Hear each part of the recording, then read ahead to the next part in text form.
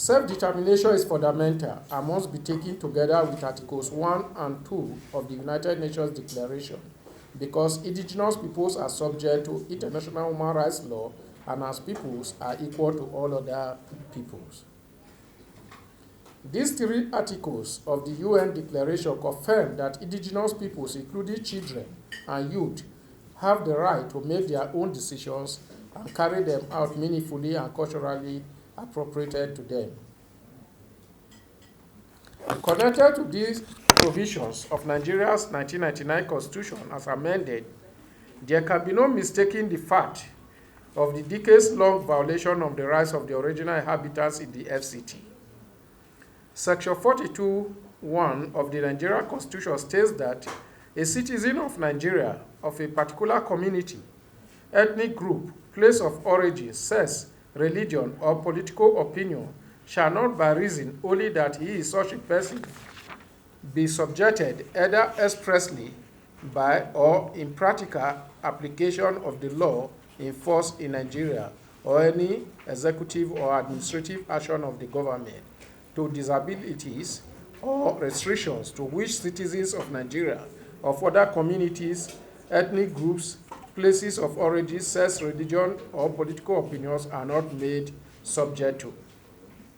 With respect to the original inhabitants, this section of the Constitution and various provisions in international human rights instruments have been repeatedly violated for nearly 50 years. Addressing these injustices through sustainable, lawful, and peaceful civic engagements has been the focus of our project of promoting the political, economic, and cultural rights of original inhabitants in the FCT in the last 2 years. The United Nations International Day of World Indigenous Peoples 2023 theme,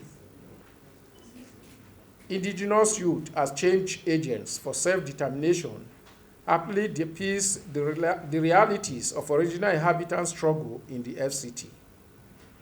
Our coalition of stakeholders advocating for the promotion and protection of the rights of FCT original inhabitants has therefore deemed it necessary to use the opportunity presented by these international observers to celebrate the resilience of FCT original inhabitants while intensifying the advocacy to end the Nigerian state's violation of their rights. There have been a number of commendable outcomes within the last 2 years of vigorous advocacy for the promotion and preservation of the rights of FCT original inhabitants, which must be celebrated while the advocacy continues. Historic nomination of FCT Indigene as cabinet minister. This coalition acknowledged the unprecedented nomination and successful screening of an FCT Indigene, Honorable Zephaniah Gisalo, as minister designate. We thank President Ahmed Bola Tinubu for listening to the aspirations of original inhabitants, but we encourage him to go a step further and appoint Honorable Gisalo as FCT Minister to preside over the affairs of his people. This will reduce the feeling of alienation by the original inhabitants whose right to elect a governor and State House of Assembly has been denied over the years. Last month, from July 15 to July 21st, 2023, the Resource Center for Human Rights and Civic Education, CRISE, led a 12-member delegation of Abuja original inhabitants to address the United Nations 16th session of the expert mechanism on the rights of indigenous people in Geneva, Switzerland, on the part of OIs who face political marginalization, landlessness, statelessness, economic emasculation, and the threat of cultural extinction. The delegation therefore saw the United Nations commitments to protect the rights of the original inhabitants of FCT. The nomination of Honorable Gisalo coming at the heel of that journey is commendable, and it represents a bold first step towards addressing the decades-long injustices, marginalization, and exclusion of the original inhabitants, whose ancestral homelands were taken over via military decrees of 1976 to make way for Nigeria's capital. What this means is that the long-suffering indigenous people in the FCT will now have a voice in the Federal Executive Council. As such, the original inhabitants in the FCT are well within their right to roll out the drums and celebrate this milestone, which is the outcome of a long and torturous struggle that put the pressure on the political actors to take the necessary step of including original inhabitants in a critical governance structure. This coalition therefore commends all community and civil society actors, including men and women, youth and people living with disabilities who came together in one full voice to demand an end to the treatment of FCT original inhabitants as second-class citizens in their ancestral homelands. The decades-long efforts and activism have now ensured that FCT Indigene will stand shoulder to shoulder with compatriots from other parts of Nigeria in making decisions for the good and orderly governance of Nigeria. Beyond ministerial slot, what next for the struggle? Given the achievements recorded in the course of the advocacy for the promotion and protection of the rights of FCT original inhabitants so far, there could be the temptation for stakeholders to rest on their oars. This coalition, however, calls on original inhabitants and other Nigerians campaigning for their rights to keep up the good fight. The ministerial slot is just one out of the several issues which constitute the crux of the marginalization and exclusion of the indigenous peoples in the FCT.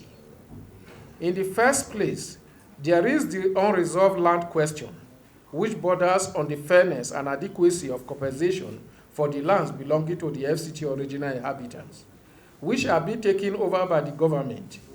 There is also the unresolved question of elected state structure in the FCT to adequately accommodate the interests of the original inhabitants and residents. This is connected to the core principle of free, prior, and informed consent as enunciated in Article 10 of the United Nations Declaration on the Rights of Indigenous Peoples, which makes it explicit that indigenous peoples shall not be forcibly removed from their lands or territories. No relocation shall take place without the free, prior, and informed consent of the indigenous peoples concerned, and after agreement on just and fair compensation, and where possible, with the option of return. Also, there remains the fundamental question of political representation of FCT original inhabitants in the context of the wider need of a democratic subnational, which will allow FCT original inhabitants cater for their social and economic interests. It remains an anomaly that while other Nigerians have the right to vote and elect governors and members of the State House of Assembly, FCT original inhabitants are denied this same right. Added to this is the imbalance in the number of legislative seats provided for the indigenous peoples in the FCT. As it stands, FCT remains in the incongruous and unacceptable situation of having only one Senate seat and 2 House of Rep seats, while other states, even those with less population than the FCT, have 3 Senate seats and scores of House of Representative members. Subsequently, the indigenous peoples in the FCT need sincere and far-reaching constitutional and legal reforms, which would address the structural imbalances at the heart of their marginalization and the exclusion from critical governance structures. Another important point to make is about Nigeria's commitments to international treaties and obligations. The Convention on Biological Diversity, CBD, is the international legal instrument for the conservation of biological diversity, the sustainable use of its components, and the fair and equitable sharing of the benefits arising out of the utilization of genetic resources that has been ratified by 196 nations. Nigeria signed in 1992 and ratified in 1994. By Nigeria at state and federal levels treat the CBD with contempt. We call on Nigeria to respect her international obligations on CBD. The Indigenous and Tribal People Conventions 1989 is an international labor organization convention, also known as ILO Convention 169 or C169. It is the major binding international convention concerning indigenous peoples and tribal peoples and a forerunner of the Declaration on the Rights of Indigenous Peoples by the UN, We call on Nigeria government to take necessary steps to ratify and implement this convention. Finally, distinguished ladies and gentlemen, the Nigerian state, which took over the ancestral lands of FCT indigenous peoples, owes them a duty to support the preservation of their cultural treasures and repositories. FCT indigenous peoples have rich and vibrant culture and art forms, which cannot be allowed to go into extinction. Such cultural treasures and crafts, forms like pottery and traditional cloth making, passed down from generation to generation, will be the basis for a flourishing tourism industry, if properly harnessed. These cultural treasure and repository remain important sources of livelihoods for the indigenous populations in the FCT. In this regard, this coalition takes this medium to warmly invite the general public to the grand cultural rally of the 9 tribes and 17 chiefdoms of the indigenous peoples in the FCT, taking place at the Old Parade Ground, Garki, Abuja, tomorrow, August 9, 2023, from 10 a.m. Distinguished invited guests, ladies and gentlemen, we cannot end this press conference without expressing our profound gratitude to the John D. and Ketri T. MacArthur Foundation, whose unwavering support has energized the struggles of the FCT original inhabitants. The value of the information, the historical information I have about the original inhabitants of the FCT through this work we have done has added value to my person and to my work. A lot of it.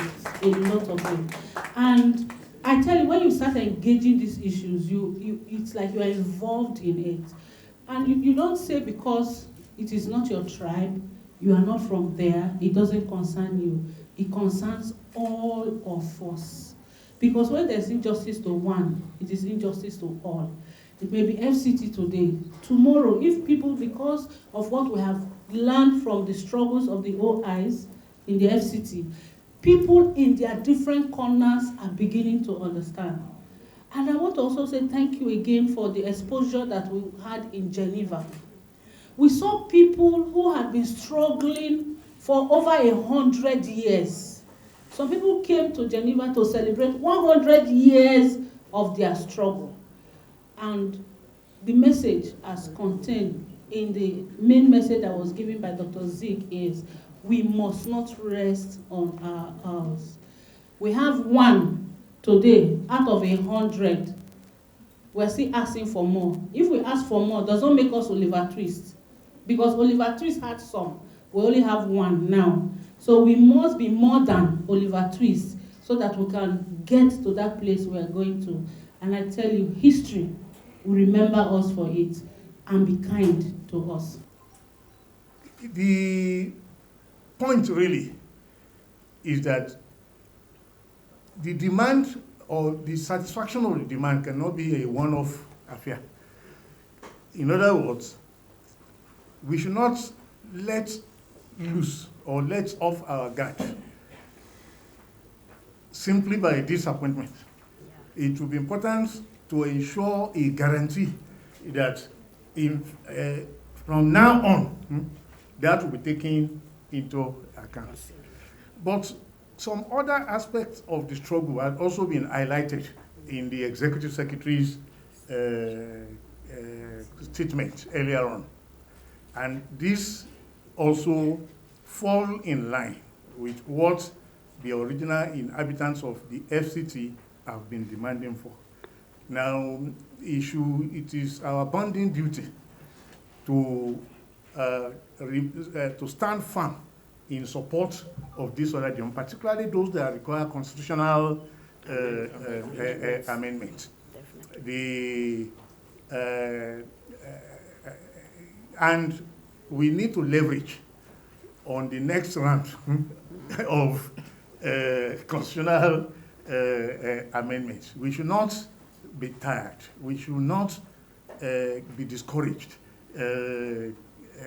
We should, in fact, be rest assured that gradually or even quickly, some of our demands in this regard would be met. The issue about land, some aspects of it are already being addressed, as highlighted. Cases are in court in this regard, and we should be hopeful that at the end of the day, justice will be done in this matter. I commend all of you for your for remaining in the struggle, and commend the center, the coalition, the chairman of the governing council, the executive secretary and the team that he leads, and the traditional rulers who have been of great support, and particularly women leaders. It's also a victory for all of us wherever we are in Nigeria. And we should realize that it's both a political, cultural, and economic struggle. The cultural aspect, the economic aspect cannot be won unless there are political victories. And that's why we're happy with the nomination of an Indigene as a minister. But that is not enough. One minister out of 46, there is little you can achieve unless there are structural changes, political changes. And to achieve this, they need the support of all of us, whether you are from the east, from the west, or from the south. So I want to employ all of us, wherever we are, wherever we come from, to support their struggle, because it is always a struggle for our own freedom. We FCT, since 1999, we have been in pain and been in, grudges in us. We don't know how to go about it. But since you come out and you enlighten us, we have been going for many training for us to know our rights. So we say thank you. And on behalf of traditional leaders, the 17th chiefdom, by the special grace of God, we are going to have a lot of things celebration with Makato Foundation and Christ and others.